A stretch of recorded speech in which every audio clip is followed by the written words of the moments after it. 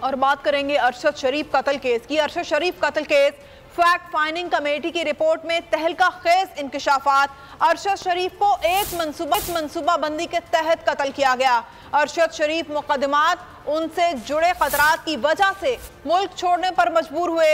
अरशद शरीफ के खिलाफ 9 अफराद ने सिर्फ 2 दिन में 6 मुकदमात दर्ज किए। मुकदमात दर्ज कराने वाले अफराद को जब तफ्तीश के लिए बुलाया गया तो सिर्फ 2 अफराद जवाब देने के लिए आए।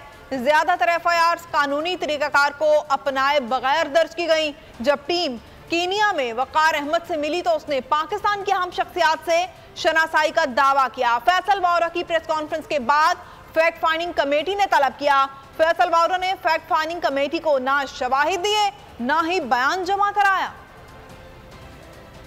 न्यूज के एंकर अरशद शरीफ का कत्ल। फैक्ट फाइंडिंग कमेटी की 592 सफाहत पर मुश्तमिल रिपोर्ट मंजर आम पर। रिपोर्ट में तहलका खेज इंकशाफात। रिपोर्ट के मुताबिक अरशद शरीफ को एक मंसूबाबंदी के तहत कत्ल किया गया। अरशद शरीफ मुकदमात उनसे जुड़े खतरात की वजह से मुल्क छोड़ने पर मजबूर हुए।